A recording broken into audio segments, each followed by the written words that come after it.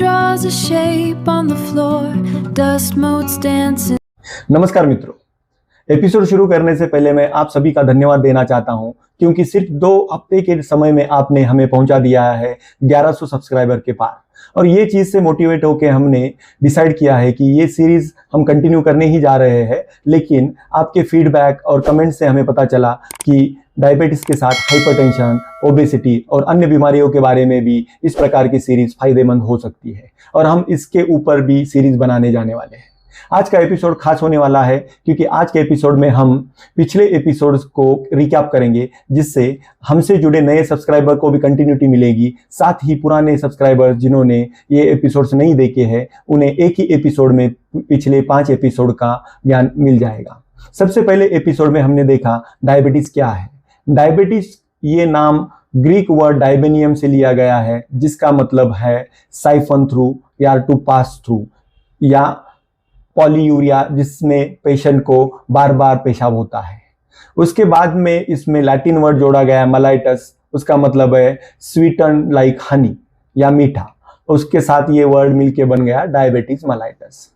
Diabetes mellitus बहुत common बीमारी है और इसके रिस्क फैक्टर्स में इंडियन डायबिटिक रिस्क स्कोर जो कि बताता है कि किस व्यक्ति को डायबिटीज हो सकता है, इसके बारे में हम डिटेल में बाद में बात करेंगे, जिससे आपको पता चलेगा कि IDRS मतलब इंडियन डायबिटिक रिस्क स्कोर से आप डायबिटीज होने की संभावना किसी भी व्यक्ति में किस प्रकार से निकाल सकते हैं। दूसरे एपिसोड में हमने देखा कि HbA1c क्या है। HbA1c एक प्रकार का स्केल है जिससे हमें डायबिटीज कितना कंट्रोल में है ये पता चलता है। HbA1c ग्लाइकोजिलेटेड हीमोग्लोबिन मतलब जिस व्यक्ति में ज़्यादा शुगर बढ़ता है उसमें हीमोग्लोबिन के साथ ग्लूकोज चिपक जाता है और उसका ग्लाइकोजिलेटेड हीमोग्लोबिन बढ़ जाता है। हीमोग्लोबिन यानी आरबीसी का लाइफ स्पैन तकरीबन 120 दिन का रहता है। इसकी वजह से ग्लाइकोजिलेटेड हीमोग्लोबिन हमें बताता है तकरीबन 90 से 120 दिन का एवरेज शुगर। जो एवरेज शुगर 5.7 से कम रहेगा तो उसे हम नॉर्मल बोलते हैं, लेकिन जब ये 5.7 से आगे 6.5 तक जाता है उस कंडीशन को हम प्री डायबिटीज बोलते हैं। ये सबसे इम्पॉर्टेंट समय है जहाँ पे कोई भी व्यक्ति डायबिटीज से बच सकता है। ये पीरियड 1.5 साल से लेके 5 साल तक लोगों में रह सकता है। अगर 1.5 साल से 5 साल के समय में आप अपनी कुछ लाइफस्टाइल चेंजेस करें, डाइट में चेंजेस करें, तो आप हमेशा के लिए डायबिटीज से बच सकते हैं। लेकिन अगर आपने कुछ गलतियां फिर से दोहराई तो आपको डायबिटीज होना तय है। इसके बाद आता है 6.5 के आगे का ग्लाइकोजिलेटेड हीमोग्लोबिन। 6.5 के आगे जब ग्लाइकोजिलेटेड हीमोग्लोबिन जाता है उसे हम कहते हैं कि वर्ल्ड हेल्थ ऑर्गेनाइजेशन के डेफिनेशन के हिसाब से डायबिटीज। ये डायबिटीज एक बार हो गया तो उस व्यक्ति को लाइफ टाइम तक ग्लाइकोजिलेटेड हीमोग्लोबिन के साथ ग्लूकोज मॉनिटर करना जरूरी रहता है। इसका मतलब ये नहीं कि उसको लाइफ लॉन्ग दवाइयों की जरूरत पड़ेगी, लेकिन डायबिटीज मैनेज या मॉनिटर करना बहुत जरूरी होता है। इसके लिए डायबिटीज कंट्रोल करने के लिए हमने देखा कि डायबिटीज सिर्फ 2 कारणों की वजह से होता है। वो 2 कारण में पहला कारण है इंसुलिन रेजिस्टेंस, जो कि सबसे कॉमन इंडियन पीपल में देखा जाता है। भारत ये डायबिटिक का कैपिटल बोला जाता है, जहाँ पे हमने 2020 के आगे ही चाइना को पीछे छोड़ दिया और हमारे देश में डायबिटीज के बहुत ज़्यादा मरीज होने लगे हैं। डायबिटीज टाइप 2 डायबिटीज, जिसे इंसुलिन रेजिस्टेंस की वजह से होने वाला डायबिटीज बोलते हैं, इसके पेशेंट्स ज़्यादा रहते हैं। दूसरा डायबिटीज है टाइप 1 डायबिटीज, जिसमें इंसुलिन तैयार होने की क्षमता या तो इंसुलिन तैयार ही कम होता है, उसकी वजह से उसे टाइप 1 डायबिटीज बोलते हैं। और ये पेशेंट को बचपन से ही इंसुलिन की ज़रूरत पड़ती है और उसे लाइफ लॉन्ग इंसुलिन का इंजेक्शन लेना पड़ता है। अभी डायबिटीज़ कंट्रोल करने के लिए क्या करना ज़रूरी है, तो डायबिटीज़ कंट्रोल करने के लिए लाइफस्टाइल और डाइट का मैनेजमेंट करना बहुत ज़रूरी है। ये अच्छे से करने के बाद में डायबिटीज़ बहुत अच्छी तरह से कंट्रोल में रह सकता है। आपको एक चीज़ याद रखना ज़रूरी है कि अगर आप लाइफस्टाइल अच्छे से मैनेज करें, डाइट अच्छे से मैनेज करें, तो आपकी दवाइयाँ कुछ ही समय में डॉक्टर की सलाह से कम हो सकती है। लेकिन अगर आप दवाइयाँ टाइम पे खाते हैं और डाइट और एक लाइफस्टाइल में कुछ भी बदल नहीं करते हैं तो आपकी दवाइयाँ समय रहते धीरे धीरे बढ़ने ही वाली है।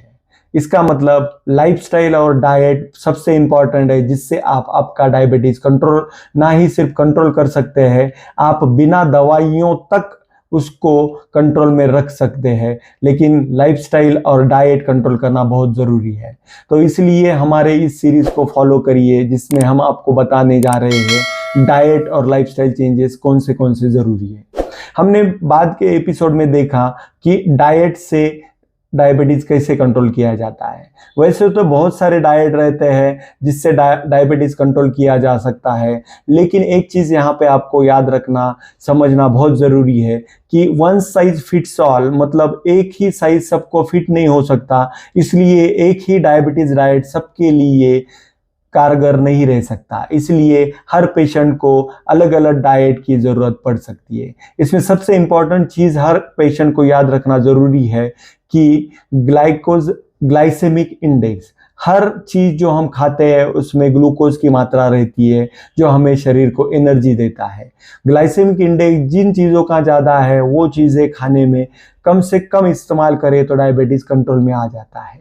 ग्लाइसेमिक इंडेक्स के 3 मुख्य प्रकार रहते हैं, 55 से कम, 55 से 69 मतलब 59 टू 69 और 70 से ज़्यादा। 70 से ज़्यादा जिन चीज़ों में ग्लाइसेमिक इंडेक्स रहता है उनकी सूची मैंने आपको डिस्क्रिप्शन बॉक्स में PDF में दे ही दी है। वो चीज़ें हमारे खाने में कम से कम रहनी चाहिए, जिससे हमारा शुगर ज़्यादा स्पाइक नहीं होगा, ज़्यादा बढ़ेगा नहीं, या तो ज़्यादा तेज़ी से नहीं बढ़ेगा। हमें खाने में 55 से कम ग्लाइसेमिक इंडेक्स वाली चीज़ें रखनी चाहिए, जिससे हमारा शुगर स्लोली ब्लड में बढ़ेगा और उसे हमारा इंसुलिन कंट्रोल कर सकता है। एक प्रिंसिपल आपको याद करना है कि छोटा और बार बार खाना आप खाएंगे तो आपका शुगर अच्छे से कंट्रोल में रहेगा। इसलिए छोटा खाना थोड़े थोड़े समय के बाद, जिसे हम स्मॉल फ्रीक्वेंट मील बोलते हैं, ये आपके डायबिटीज़ में कंट्रोल करने में सबसे कारगर साबित होता है।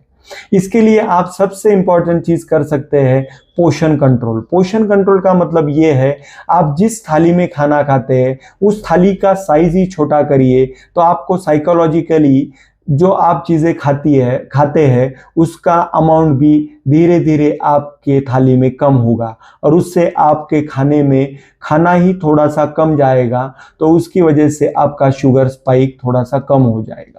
उसके साथ में माइंडफुल ईटिंग का एक कॉन्सेप्ट है, जिससे आप जो भी खाना खाते हैं उससे सोच के खाए कि ये खाना खाने के बाद में इसका अपने शरीर में क्या फ़ायदा होने वाला है, या तो हमारे शरीर में शुगर कैसे ये बढ़ाएगा। इस सोच की वजह से आप जब भी कुछ मीठा खाएंगे आप अपने आप ही खुद पे कंट्रोल करेंगे और मीठी चीज़ों से परहेज करेंगे। तो ये चीज़ों को ध्यान में रख के आप अपना शुगर, डायबिटीज़ बहुत अच्छी तरह से कंट्रोल में कर सकते हैं। लाइफस्टाइल चेंजेस में दूसरी चीज़ आती है एक्सरसाइज। WHO, दैट इज उसका मतलब वर्ल्ड हेल्थ ऑर्गेनाइजेशन, जिसने बताया है कि हर व्यक्ति को हर हफ्ते कम से कम 150 मिनट का एक्सरसाइज करना फायदेमंद रहता है। इसके तहत हर व्यक्ति अगर हर रोज 30 मिनट का एक्सरसाइज करे, जिसमें सिर्फ वो चलने का व्यायाम भी करे, तो शरीर का इंसुलिन रेजिस्टेंस बहुत मात्रा में कंट्रोल में रह सकता है। तो सब ने एक चीज़ याद रखना है कि हर रोज कम से कम 30 से 40 मिनट वॉकिंग करें, जिससे आपका शुगर स्पाइक नहीं होगा और वो कंट्रोल में रहेगा, इंसुलिन रेजिस्टेंस कम हो जाएगा। इंसुलिन रेजिस्टेंस क्यों होता है हमने देखा ही है। हमें ये जानना ज़रूरी है कि हम जब भी कोई चीज़ खाते हैं उसका रूपांतरण ग्लूकोज में होता है, और वो जो ग्लूकोज हमारे शरीर में बनता है वो इंसुलिन की वजह से सेल्स के अंदर जाता है और जिससे हमें एनर्जी मिलती है।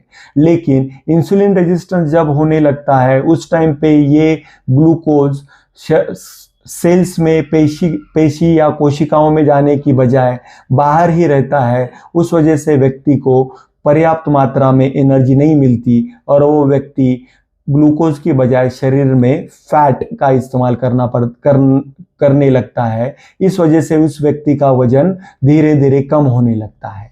इसका मतलब अगर डायबिटीज कंट्रोल नहीं रहेगा तो उस व्यक्ति का वजन धीरे धीरे कम होने लगेगा। ये अच्छी बात नहीं है, क्योंकि शुगर की बजाय शरीर अपना फैट का इस्तेमाल कर रहा है। इसकी वजह से शरीर में डायबिटिक कीटोएसिडोसिस और अन्य खतरनाक बीमारियां हो सकती है। डायबिटीज में शुगर कंट्रोल करना बहुत ज़रूरी है, क्योंकि आँख, नसें, किडनी और अन्य इम्पॉर्टेंट अवयवों को ये बहुत खराब तरीके से असर करता है। इसलिए डायबिटीज़ कंट्रोल में रखिए। इस सीरीज़ को कंटिन्यू देखते रहिए, जिससे आपके और आपके प्रियजनों को इससे फ़ायदा मिलेगा। और हम आगे भी नई नई सीरीज़ लेके आएंगे। अगले सेशन में हम देखने जा रहे हैं इंडियन डायबिटीज रिस्क स्कोर क्या होता है, जिसके तहत आपको पता चलेगा कि आपके प्रियजनों का डायबिटीज रिस्क स्कोर क्या है, जिससे आपको उनको डायबिटीज होने की संभावना अगले 1 या 2 साल में कितनी है। तो ये समझ में आने की वजह से आप उनको भी इससे बचा सकते हैं। तो हमारे साथ जुड़े रहिए, इस वीडियो को ज़्यादा से ज़्यादा शेयर करिए, जिससे अनेक व्यक्तियों को भी ये डायबिटीज़ रिस्क स्कोर के बारे में पता चलेगा और हम अच्छी तरह से डायबिटीज़ को, भारत के सभी पेशेंट और परिवारजनों को डायबिटीज़ से सुरक्षा कर सकेंगे। धन्यवाद।